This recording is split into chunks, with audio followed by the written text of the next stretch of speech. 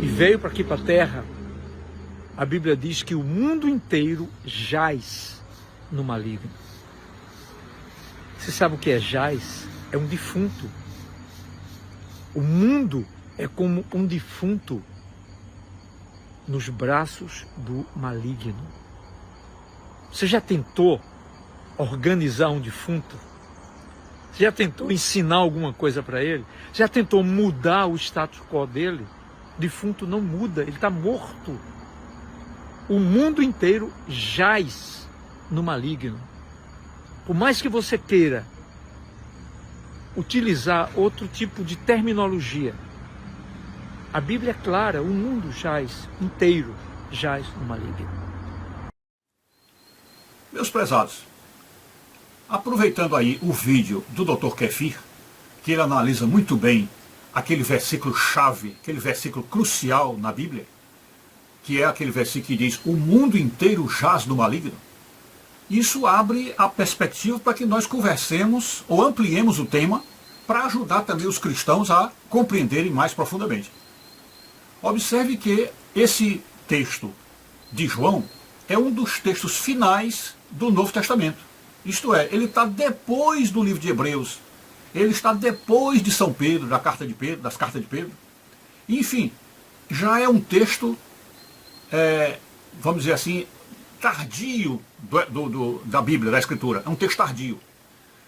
Ou seja, como nós sabemos, as cartas paulinas e os evangelhos foram escritos mais ou menos entre 20, 30, 40 anos depois da morte de Jesus, né? Pelas comunidades que, ouvindo a tradição e ouvindo as memórias daqueles que viveram com Jesus e dos descendentes dos que viveram com Jesus, escreveram aqueles textos que nós temos como os evangelhos, as cartas paulinas. Pois bem, então, para frente, isso é, além das cartas paulinas, né? Ou seja, o que vem na escritura depois, a gente nota o quê? Uma evolução no pensamento da igreja. Ou seja, a igreja nasceu com Jesus, essa igreja fundada pelo Senhor recebeu dele, Jesus, a autoridade, uma autoridade tão extraordinária, mas tão, posso dizer, até onipotente, que Jesus chegou a dizer que aquilo que a igreja fechar na terra, será fechado no céu. E o que a igreja abrir na terra, será aberto no céu.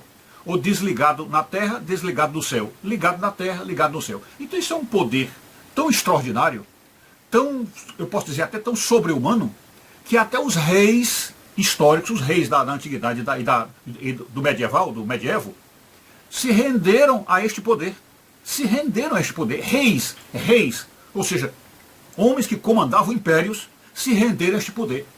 Porque nenhum rei no mundo recebeu uma carta, recebeu um texto, dizendo: olha, tudo que você ligar na terra será ligado no céu, e tudo que você desligar aqui será desligado lá. Não, ninguém recebeu esse poder, ninguém. Então o poder que Jesus deu à igreja é um poder avassalador. É avassalador, posso dizer até onipotente, ok? Pois bem, então, a partir do momento da fundação da igreja, quando Jesus deu a ela todo esse poder, também estava, indiretamente e implicitamente, dando o poder de pensar e repensar a revelação. Porque Jesus veio e trouxe a revelação. Ele é o Verbo, e o Verbo se fez carne, e o Verbo habitou entre nós. Então ele veio se revelando. Eu sou o pão que desce do céu, eu sou o caminho, a verdade e a vida. Ele veio se revelando. Tudo isso visto nos evangelhos. Só que quando ele funda a igreja, ele dá para a igreja uma autoridade tal que a própria determinação e a própria divulgação, a compilação da verdade, dessa verdade da revelação, coube àqueles seguidores de Jesus que ouviram ou aprenderam com os descendentes da época de Jesus. Então, junto com São Pedro, junto com São João, com São Paulo, essas comunidades de seguidores de Jesus foram guardando essas tradições, e a maioria capturadas de memória, e aí, em um certo momento, vamos escrever isso aí, vamos registrar isso aí em livro, e será este o livro que vai contar para o resto da posteridade, para tudo que vier para frente, todas as gerações futuras, saberão da passagem de Jesus na Terra por meio destes livros que nós estamos colecionando num livro só, chamado Bíblia. Isso é aquele período que a Bíblia foi compilada, foi canonizada, quer dizer, que foi feito o cânon a partir dali. Pois bem, se Jesus deu a autoridade à igreja de tal maneira que aquilo que ela ligar na terra será ligado no céu, e o que ela desligar na terra será desligado no céu, então a esta igreja também iria caber a maneira correta de ensinar a Bíblia e a visão correta que o pregador tem que ter dentro da Escritura, e os ouvintes, por sua vez, também ouvir aquele pregador falando aquela interpretação que vem de Deus. Né? Porque quando Deus deu autoridade total à igreja, ele está dizendo, olha, a igreja é autoridade. E se a igreja é autoridade, então é o que a igreja disser que vocês têm que fazer. Ok? Pois bem, só que a gente vai observar o quê? Lá dos evangelhos para os livros finais, ou seja, desde as primeiras escritas, né, até os escritos tardios do Novo Testamento, a gente notou uma diferença aí, que para mim é um arraso, é uma coisa definitiva, tá certo? Veja, vamos tentar comentar as coisas da seguinte forma. Até ali o livro de Atos e as primeiras cartas de São Paulo, né, Romanos, Coríntios, por ali, a gente observa que a maneira como Deus falava por meio desses homens santos, desses homens que trouxeram para nós a verdade, era uma coisa que eu podia até chamar assim de romanceada, uma coisa branda, né? Claro que, e com isso eu estou abstraindo as passagens do Evangelho, que também são duras. Existem passagens do Evangelho duríssimas, né? Duríssimas. Mas observa que a humanidade foi se acostumando e preferindo sempre as mensagens do Evangelho, que sejam mensagens doces, mensagens suaves, não é? Como aquela onde, quando Jesus diz assim, aprendei de mim que sou manso e humilde de coração, não é? O sermão das bem-aventuranças, bem-aventurados os humildes, bem-aventurados os pobres, bem-aventurados os que choram. Então, são essas mensagens que a humanidade se agarrou mais e preferiu mais essas verdades, como que desprezando as verdades duras do Evangelho. Então, é isso que aconteceu. Pois bem, só que a igreja foi crescendo no pensamento, foi evoluindo no pensamento, aí chegamos nos escritos tardios do Novo Testamento, e aí, nesses escritos tardios, a gente chega até João, que é chamado discípulo amado, aquele que recebeu de Jesus a filiação de Maria, disse assim, olha, este é teu filho e esta é tua mãe, foi João que recebeu isso, e esse João chega e vai, é o único dos apóstolos que não morreu torturado, não morreu com aquele sofrimento, com aquelas perseguições, não sofreu dessa forma, então ele foi para uma ilha, a ilha de Patmos, e foi na ilha de Patmos que ele foi responsável por trazer os ensinos, os escritos mais sérios, mais duros da revelação. Né? Então, as cartas joaninas, as cartas de João e o livro do Apocalipse foram todos livros do Evangelho tardio, da revelação tardia, e ele traz, evidentemente, o esforço evolutivo, a evolução do pensamento da igreja até aquele ponto. Então, tudo aquilo que nós ouvimos nos evangelhos, sobretudo que ouvimos da brandura de Jesus, da ternura, da mansidão, do trazer a paz, do trazer o amor, quando você alcança essas cartas de João e alcança o Apocalipse, mesmo João tendo sido discípulo amado e usando expressões brandas e doces, como essa que diz assim, filhinhos amados, eu vos amo, né?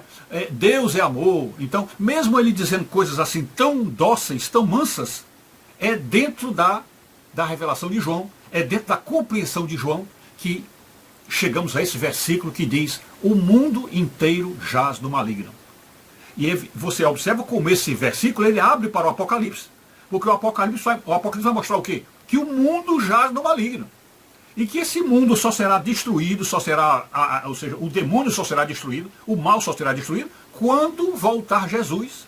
E, portanto, o mal, que vai cada vez crescendo mais, isso a gente vê até no Evangelho, lá em 2 São Lucas, capítulo 18, versículo 8, Jesus diz, quando voltar o Filho do Homem, porventura achará fé na terra? Quer dizer, o mundo ia ficando cada vez pior, cada vez pior. Lá em Mateus diz que por se multiplicar a iniquidade, o amor de muitos se esfriará. Quer dizer, o mundo está multiplicando a iniquidade, o mundo está ficando cada vez mais sem fé, está ficando cada vez mais cruel, impiedoso. Então são os tempos difíceis que Paulo fala lá na carta aos Tessalonicenses, tempos difíceis. Então, isso está mostrando o quê? Quando, depois de tudo isso, dessas informações de que o mundo está piorando, está ficando cada vez pior, e que nós viveríamos tempos difíceis, aí vem João e diz, o mundo inteiro jaz no maligno. O mundo inteiro jaz no maligno. Então você, quando faz essa comparação entre o que João está dizendo aí e o que Jesus diz, quando ele diz, bem-aventurados os humildes de coração, bem-aventurados os puros de coração, porque eles verão a Deus, bem-aventurados os mansos, porque herdarão a terra. Então essas coisas lindíssimas que Jesus diz, quase romanceadas, coisas assim tão brandas, né, dóceis. Aí você ouve João dizer, o mundo inteiro jaz no maligno. O que é que isso traz para nós? Olha, o mundo está morto. O mundo está morto. O mundo não nos ouve, porque o mundo é um defunto. A humanidade é um defunto, então ela não nos ouve. Ela não dá ouvidos à verdade. Como o apóstolo Paulo disse, né? E haverá um tempo que os homens terão comichões nos ouvidos e se recusarão a dar ouvidos à verdade. Então é o morto, é o defunto. Então, quando você trata a humanidade desta forma que João mostrou, de que o mundo inteiro jaz do maligno, você praticamente fica amordaçado, fica sem ter o que fazer, porque como é que você vai trabalhar com gente morta? Como é que você vai trabalhar com os mortos? Não é? Os mortos são defuntos, e a maioria podres. Né? Então, a palavra de João, ela é definitiva. Ela é definitiva e carrega para nós esta dureza da missão, porque foi uma missão muito dura que Deus deu aos seguidores dele, né? Tanto os da época dele como também os da agora, e acho que da agora é muito pior, porque nós estamos num tempo onde as pessoas não querem ouvir a verdade de jeito nenhum, e a gente então é obrigado a falar, né? Está lá no livro de Atos, o Espírito Santo dizendo em sonho a Paulo, Paulo, fala e não te cales, né? Então nós somos obrigados a falar, e Jesus também fez o apelo, né? Que foi passado, se não me engano, por Pedro, quando ele diz, se vocês se calarem, até as pedras clamarão, então a gente tem que falar, mas é uma missão muito dura, muito difícil, porque estamos lidando com um defunto. A humanidade é um defunto. E o pior, nós temos que abrir esse espaço de humildade para dizer, o defunto João Valente está tentando falar para outros defuntos que a verdade está aqui, que a verdade chegou, que a verdade veio nos salvar, e que a verdade precisa ser adotada, assumida por nós, com a responsabilidade de evitarmos o pecado, para não cairmos naquela região, a região dos mortos, a região dos surdos, realmente a região dos defuntos, a chamada mansão dos mortos, e dali termos aí uma dificuldade horrível para sair de lá, podendo inclusive correr o risco de uma condenação eterna. E portanto esse alerta de João é um alerta que nos faz ficar assim, como se diz, praticamente sem ter o que fazer, né? Então esse alerta de João, o mundo inteiro jaz no maligno, é um alerta para todos nós, para que nós tentemos acordar, despertar nossa consciência, fazer-nos refletir mais, deixarmos de ser pessoas distraídas, pessoas desatenciosas, que não estão ligando para as coisas que estão ocorrendo por aí. E isso explica porque Jesus perguntou, né? Porventura, quando voltar o Filho do Homem, achará fé na terra? Porque a situação está assim. É uma situação de total descrença da humanidade. A humanidade praticamente não crê mais em nada. A própria verdade bíblica hoje é questionada de todas as formas. E estamos aí chegando naquele tempo onde a própria Bíblia talvez seja suprimida, talvez seja eliminada do mundo. E o que vai restar do Evangelho? Só algumas poucas consciências que por acaso tiverem alguma lembrança desses tempos onde a Bíblia estava em todos os lugares, né? Então é isso. Fiquem todos com Deus.